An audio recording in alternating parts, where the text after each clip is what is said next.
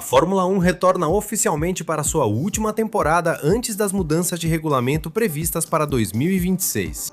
Onde hoje tivemos uma manhã tranquila, mas depois foi um pouco arruinada por uma queda de energia que reduziu grande parte das atividades da tarde. Embora depois tenha sido possível recuperar um pouco do tempo perdido, os pilotos tiveram que lidar com um pouco de chuva e também com o frio.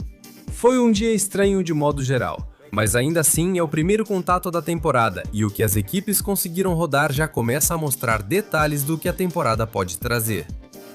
Dia difícil e ao mesmo tempo tranquilo desta pré-temporada, isso nós sabemos. Mas para nós, é hora de partir para o primeiro resumo do dia 1 da pré-temporada 2025 da Fórmula 1. A Haas foi a equipe mais lenta da pré-temporada, mas uma das mais produtivas, acumulando grande quilometragem entre seus dois pilotos e sem enfrentar problemas. Eles completaram um total de 157 voltas, sendo a equipe que mais voltas fez neste primeiro dia. Pela manhã, Oliver Berman assumiu o comando do carro e seu programa consistiu em rodar com muito combustível e usando bastante o pneu duro, ficando na 10ª posição da tabela de tempos matinal, com um tempo de 1:35.522. À tarde foi a vez de Esteban Ocon, que fez mais do mesmo. Ele foi o piloto que mais voltas computou, com 85 no total sozinho, e seu programa foi praticamente uma continuação do que seu companheiro havia feito. Ou seja, voltas com muito combustível, stints longos e com o pneu duro para obter o máximo de informações possível, encerrando um dia produtivo, completo, mas principalmente sem nenhum tipo de problema. A Sauber foi uma das equipes menos produtivas do dia em termos de quilometragem acumulada. Bortoleto e Nico Hülkenberg completaram 112 voltas, sendo a segunda equipe com menos voltas no dia e com alguns pequenos problemas. Hülkenberg foi o primeiro a assumir o volante na sessão da manhã, mas em um de seus stints acabou danificando o assoalho do carro e precisou de vários reparos ao longo do dia. Apesar disso, conseguiu completar uma boa sessão testando compostos, mas terminou em nono na sessão da manhã com um tempo de 1:32 como melhor marca. À tarde foi a vez de Gabriel Bortoleto, que durante a primeira parte deu poucas voltas, já que fazia apenas voltas de instalação e ficava guardado nos boxes. Houve uma queda de energia, mas conseguiram recuperar uma hora da sessão perdida. Bortoleto então se dedicou a diferentes programas com um pneu médio, encerrando o dia na 12ª posição da tabela de tempos, com um tempo de 1:31 e 59 voltas no total, destacando como o carro dele mudou radicalmente e a equipe ainda tenta entendê-lo. Por enquanto está indo bem, mas é preciso aguardar os próximos dias. Aston Martin teve uma sessão difícil hoje. Eles terminam o dia com o pior número de voltas totais, com 88 sendo a única equipe incapaz de superar as 100 voltas e também houve problemas no box. De manhã, Fernando Alonso assumiu o comando do Senhor 25, onde, após voltas de instalação e testes aerodinâmicos, a sessão teve tentativas de volta rápida. Depois, breves sequências de condução com pneu médio, testando configurações das asas dianteira e traseira. Alonso terminou em 7º na tabela de tempos da manhã, com um tempo de 1:31 e completando 46 voltas no total, embora à tarde fosse a vez do Ancestral. Parece que ele teve um problema no carro, não conseguiu completar seus programas e deram poucas voltas no total. Ele conseguiu dar apenas 42 voltas focando no ritmo com o pneu C3, mas no final, seu melhor tempo foi de 1:39.949, ficando na posição 16 no geral. É difícil tirar conclusões dessa equipe neste primeiro dia, e ainda por cima tendo uma sessão tão complicada, mas vamos ver se amanhã eles recuperam um pouco do tempo e nos dão alguns dados mais reveladores sobre o que esperar da Aston Martin em 2025. Outro dos times produtivos do dia foi a Bisaka Shop Racing Bulls, a equipe com o segundo maior número de voltas acumuladas no dia, com um total de 154 voltas. Pela manhã, Yuki Tsunoda foi o responsável por conduzir o carro, completando um total de 74 voltas. Um dia produtivo sem problemas, em que, segundo relatos, cumpriram seus programas de trabalho. À tarde, o novato Isaac Hadjar seguiu a linha do companheiro e completou 76 voltas sozinho, mas teve uma sessão um pouco mais difícil. Algumas escapadas, uma rodada e um pouco de instabilidade no carro, mas no geral ele cumpriu com folga o que se esperava dele neste primeiro dia. Apesar das sensações do monoposto nas curvas, principalmente nas de baixa velocidade, não serem animadoras por enquanto, Yuki e Hadjar terminaram na tabela de tempos nas posições 10 e 11 respectivamente, e o melhor tempo foi de Tsunoda, com 1:31.610, encerrando um dia bastante proveitoso para a equipe italiana. A Alpine terminou um bom dia de teste sem problemas de confiabilidade, completando 140 voltas e acumulando boa quilometragem, com os pilotos aproveitando bem o dia. Pela manhã, Durham foi quem assumiu o comando do carro, que rapidamente se dedicou a fazer testes aerodinâmicos. Na primeira parte da sessão e depois completou seus programas e sequências de pilotagem.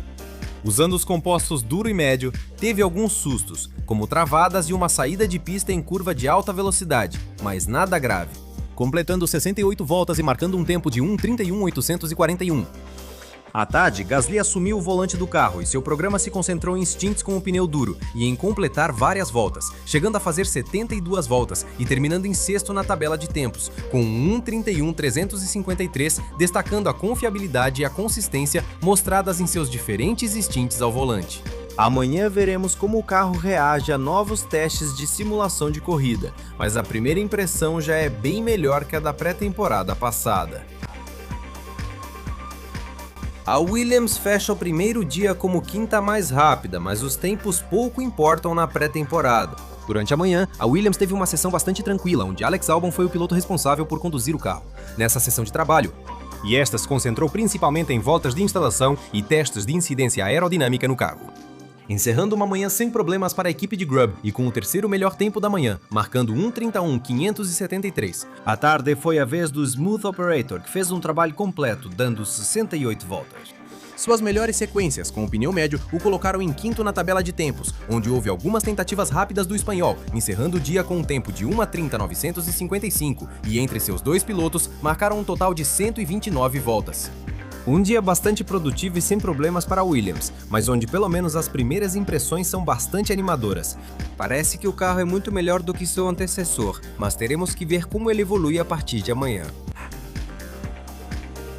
A Ferrari estava sob os olhares de todo mundo, sendo uma das equipes que mais geravam expectativa, e termina o dia completando seus diferentes programas de trabalho, com um total acumulado de 141 voltas no total entre seus pilotos. Pela manhã, quem ficou encarregado de estrear o carro foi Lewis Hamilton, que começou o dia rápido com testes aerodinâmicos usando as grades Pitot. Mas além disso, ele se concentrou bastante no trabalho com o pneu médio, chegando a liderar a tabela de tempos em determinado momento. O mais importante não era isso, pois seu trabalho era seguir as sequências programadas pela Ferrari e tentar voltas rápidas. Ele se concentrou em dar voltas e mais voltas com a Ferrari, somando 70 voltas só na sessão da manhã e terminou com um tempo de 1:31.834. Depois disso, ele passou o volante para Charles Leclerc, que ficou responsável por conduzir o carro à tarde e durante a primeira parte liderou a sessão até que houve uma queda de energia. Depois disso, ele acabou sendo superado e simplesmente se limitou a seguir o programa. Rodando com pneus médios e fazendo diferentes testes aerodinâmicos, completou 71 voltas no total, seguindo o programa de coleta de dados da Ferrari, e terminou em quarto na tabela de tempos com um tempo de 1:30.878. Um dia pouco revelador sobre o ritmo da Ferrari, mas bastante produtivo. Sem problemas. Amanhã e sexta-feira serão ainda mais reveladores sobre o que esperar da Ferrari em 2025. A Red Bull, por sua vez, tem muitas dúvidas para esclarecer após o que aconteceu em 2024, ainda mais vendo que o RB21 é muito parecido com seu antecessor. Apesar disso, a equipe já confirmou que a maioria das mudanças são invisíveis no carro, e o começo foi exatamente o que, ao que parece, a Red Bull estava esperando. Hoje, Liam Lawson e Verstappen dividiram o carro, começando pelo neozelandês, que pilotou na sessão da manhã. No entanto, ele não teve uma sessão fácil, conseguiu completar um bom número de voltas seguindo os testes aerodinâmicos da equipe e mostrou certa velocidade nos stints de pilotagem.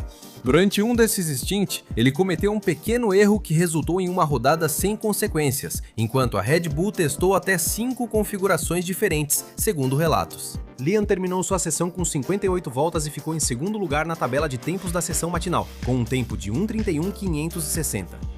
À tarde, o campeão mundial pilotou o RB21, continuou os testes aerodinâmicos com diferentes ajustes e fez tentativas rápidas após a queda de energia, ficando em terceiro lugar.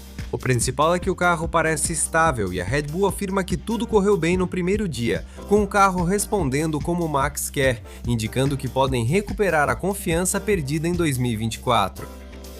As confirmações virão nos próximos dias, mas pelo menos por enquanto, o RB21 parece ter corrigido os problemas que o RB20 apresentava. A Mercedes fecha o dia com o segundo melhor tempo e uma sessão produtiva, com seus pilotos completando 148 voltas. Pela manhã, Andrea Kimi Antonelli foi o primeiro a estrear o carro e a pista, iniciando com testes aerodinâmicos e séries curtas de condução para coletar dados para a equipe. Ele completou 78 voltas e tentou voltas rápidas, marcando o melhor tempo da manhã em uma sessão tranquila para o jovem italiano. Foi a vez de Russell, que seguiu um programa semelhante ao realizado por Antonelli, e depois da pausa fez algumas tentativas de volta rápida, ficando apenas atrás do melhor tempo do dia, marcando 1:30.587. A Mercedes teve muito trabalho testando diferentes configurações em um dia bastante positivo para os alemães, mas onde ainda é bastante difícil tirar conclusões, embora a primeira impressão seja bastante positiva em relação ao que esperar do W16.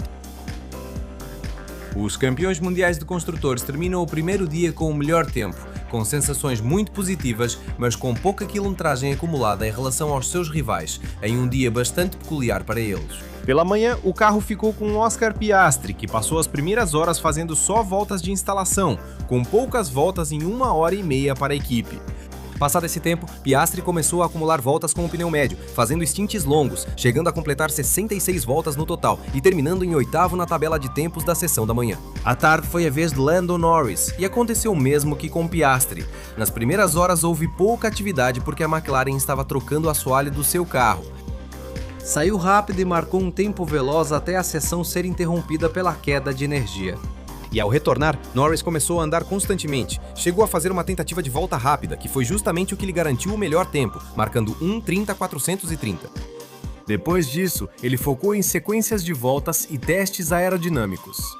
Algo notável é que quando tentou testar o pneu duro devido ao frio que fazia no circuito de Sakir, foi muito difícil aquecer os pneus e ele teve alguns deslizes. Fora isso, a sessão foi positiva para a equipe de Woking, com 118 voltas completadas. O McLaren assusta um pouco neste primeiro dia. Agora é acompanhar o ritmo nos próximos dias da pré-temporada de 2025. Assim, encerramos o primeiro dia de testes da Fórmula 1 na pré-temporada de 2025. Realmente não dá para tirar muitas conclusões neste primeiro dia, e só podemos falar de impressões. Tem equipes que deixam uma impressão melhor do que outras, mas a partir de amanhã as coisas vão ser muito mais reveladoras. Então deixe nos comentários o que você achou deste primeiro dia de testes. Que equipe te surpreendeu? E qual te decepcionou? E se você gostou deste vídeo, deixe um like e nos ajude a continuar crescendo nesta plataforma. Da minha parte eu me despeço, nos vemos amanhã para o segundo resumo da pré-temporada e para ver quais surpresas as equipes do grid mais exclusivo do automobilismo vão nos trazer. Obrigado por nos acompanhar e até logo!